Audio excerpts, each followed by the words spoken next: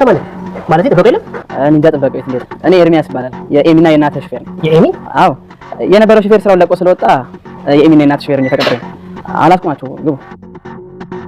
ማሪጋሽ ደህና ነኝ።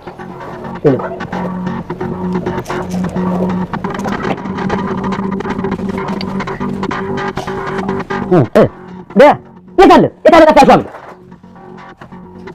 ሌላ ቦታ አስደብቀው ቢሆን እኔ ማንንም ሀብል አልወሰድኩም። ምክንያቱም ሌባ አይደለሁም። እናንተ ግን ሆን ብላችሁ ሌባ ለማስባል ነበረ። ፈጣሪ ግን የዋህነቴን አይቶ የእናንተ ክፋት ባይን ያሳየኝ።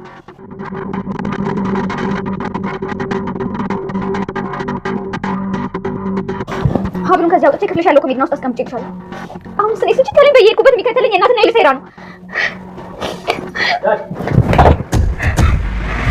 እዚህ ናችሁ? ምን እየተካሄደ ነው እዚህ? ቆያን መሰለ ቤት እያለ እና የት የምንኖር ነው? ጉዴ ያው ቤተሰብ ቤት። የናሆም ፍቅረኛ የምሳ ግብዣ ተደረገላት። ለዛውም በኑሐሚን የተዘጋጀ ቆንጆ ምሳ። ኑሐሚንን ሌባ ብለው ከዛ ቤት ለማስወጣት የሚያረጉት ጥረት እናትና ልጅ ሳይሳካላቸው ቀረ። ናሆምም ይህች ልጅ ምን አድርጊኝ ብላችሁ ነው እንዲህ የምታሰቃዩት ቢላቸውም አንተ ማን ስለሆንክ ነው ለሷ ተቆርቋሪ የሆንከው ተብሏል። ኤርሚ እዛ ቤት ሾፌር ሆኖ ለኤሚ ተቀጠረ። ሰላም ውድና የተወደዳችሁ ውድ ቤተሰቦች እንደምን አላችሁ? በያላችሁበት የዓለም ዳርቻ ሰላማችሁ በዘት ተተረፍ ይበል እያለን ዛሬም በአዲስና በትኩስ መጥተናል። እናንተም በቅንነት ላይክ፣ ሼር፣ ሰብስክራይብ እያረጋችሁ ቤተሰብ ታረጉን ዘንድ በትህትና እንጠይቃለን። ቤተሰብ ላረጋችሁን ሁሉ ከልብ እናመሰግናለን። ኑሐሚን ተከታታይ ድራማ በባለፈው ክፍል እንዴት ተመለከት ነው እንግዲህ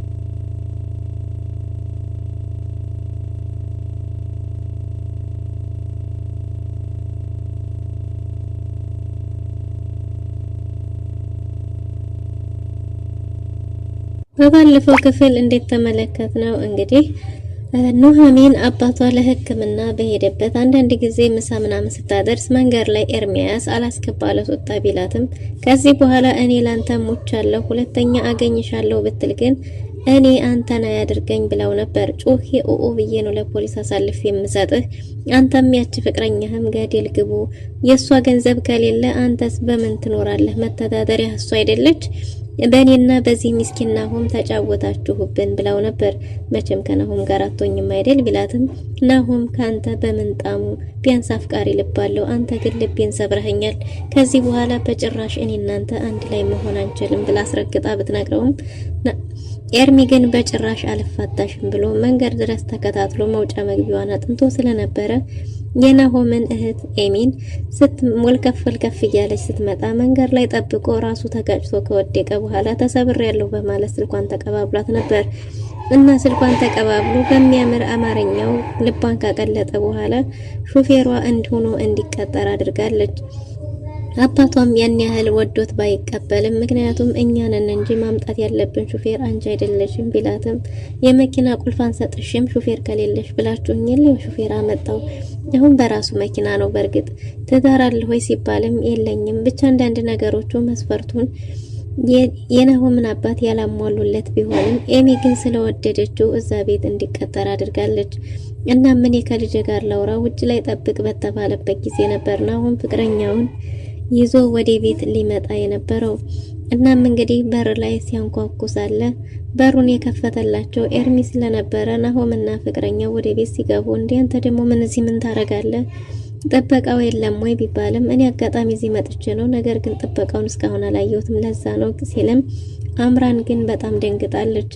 አምራን ለምን መጣ እንዴት መጣ የሚለው ጥያቄ በዛ ላይ ደግሞ ያው ናሆምን ከሁለት ጥግ ላለመውጣት እንጂ የምትወደው ኤርሚንም ስለሆነ በዛ ላይ ደግሞ ለምን መጣ የሚለው ጥያቄ የሚሆን አላቅም እሷ መልካምና ጥሩ የሱ ቤተሰቦችን ጥያቄ መመለስ የምትችል ሆና ተዘጋጅታ የነበረው ሁሉ ሳይጠፋባት አልቀረም። ምክንያቱም ናሆም ኤርሚን ስታየው እጅግ በጣም ተደናግጣለች። የናሆም አባትም የልጁን ጥያቄ ሁሌ ከሱ ጋር እየተጨቃጨቀ ክፉ ላለመባል እንጂ እሱ እንዲያገባና እንዲሆን የሚፈልገው ከኑሐሚን ጋር ብቻ ነው። ኑሐሚንን ብትቀርባት እኮ አጠላትም ብሎት ነበር። እሱ ግን ይችኛይቱን በጣም ስለሚወዳት መኖርም ሆነ መሞት የሚፈልገው ከአምራም ጋር ብቻ እንደሆነ ተናግሮ ነበር። ልጁ ደስ እንዲለው እንጂ የናሆም አባት የፈቀደው አለዛ ሙሉ ለሙሉ ፈቃዳቸውን አግኝቷል ማለት አይደለም። ምክንያቱም እሺ ገንዘብም ካስፈለገ ልክላለሁ ሲለው ናሆም እጅግ በጣም ደስ ብሎታል። አባቴ እሺ ብሎኛል፣ ግን የእናቴ ነገር እንደ እናቴ ደግሞ አምር የሚያጠብቅ የለም። የሷን ጥያቄ መመለስ ከቻልሽ አባዬስ እሺ ብሎኛል ብሎ ደስ ብሏቸው ፍንጥዝጥዝ ብለው ነበር። ነገር ግን የናሆም አባትም ቢሆን እሱ ልጁን ለማስደሰት እንጂ እንደዛ ያለው እኔ አንተን ጥያቄ ተቀብዬሃለሁ፣ አሁን ደግሞ የኔን ትእዛዝ ስማ ለማለት ይመስላል እንጂ የእውነት አምራንን አምኖ ሊቀበል አይደለም።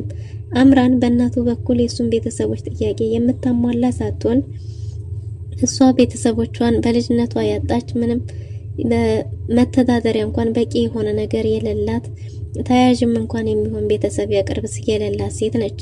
ነገር ግን የናሆም እናት ደግሞ የምትፈልገው ወይዘሮ ዝናሽ ማንዴፍሮ በሀብት ከነሱ የተሻለ ቤተሰባቸውን ቢሆን የሚያኮራ በደረጃ ከነሱ ጋር መሰለፍ የሚችል እንደዛ ብላ ታምናለች።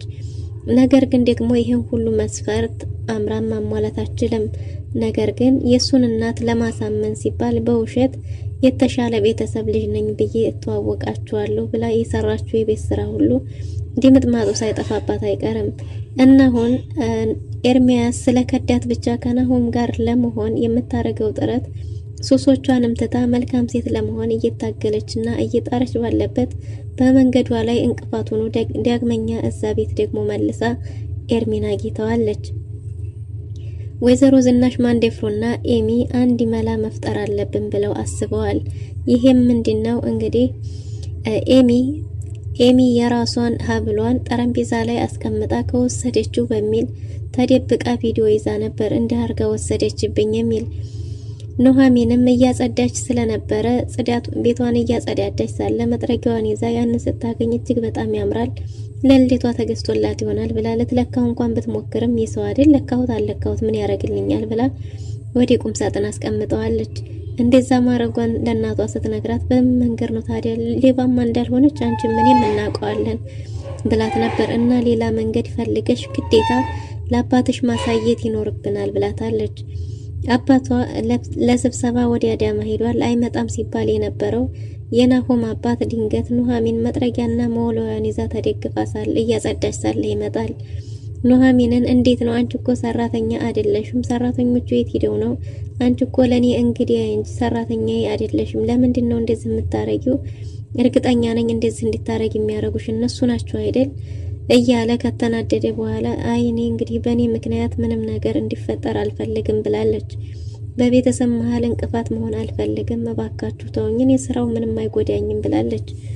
አባትሽም ሕክምናውን ጨርሶ ዛሬ ወይ ነገ ይወጣል ብለዋል ዶክተሮቹ ስትባል እጅግ በጣም ደስ ብሏታል። ግን ደግሞ እኔም ሆነ አባዬ እዚህ ቤት መኖር የምንችል አይመስለኝም፣ አባዬ ከወጣ በኋላ ብትልም ነገሮችን ሁሉ እሱ እንደሚያስተካክል እኔ አባትሽ እያለሁ ማንም ሊነካሽ አይችልም ልጄ ብሏታል። ነገር ግን እዛ ቤት መኖር እንደማትፈልግ በድጋሚ ተናግራለች። እናም እንግዲህ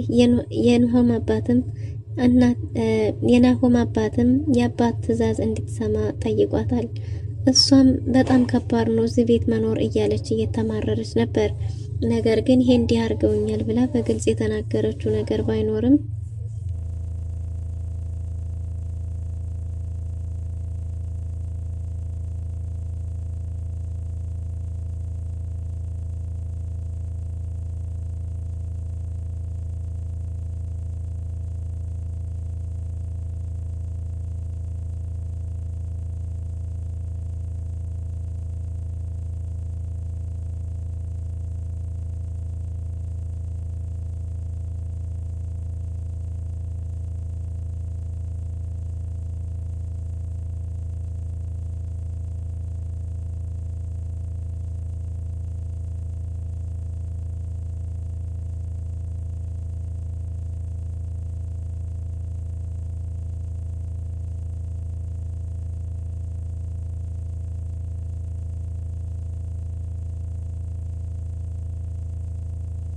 እናም እንግዲህ ዛሬ በዛሬው ዕለት ልብሷን ቀይራና ይሄን መጥረጊያና መወልወያውን ትታ የተሻለች ውብ ሴት ሆና ምሳ ፕሮግራሙ ላይ እንድትገኝ ትዕዛዝ ሰጥቷል። እናም የሚሆነው ምንድነው ናሆም ዛሬ ፍቅረኛውን አምጥቻ አስተዋውቃለሁ እያለ ነው። እናም ልጄ እባክሽ ምሳ ፕሮግራሙ ላይ አምረሽና ተውበሽ እንድትገኝ እፈልጋለሁ ብሏታል።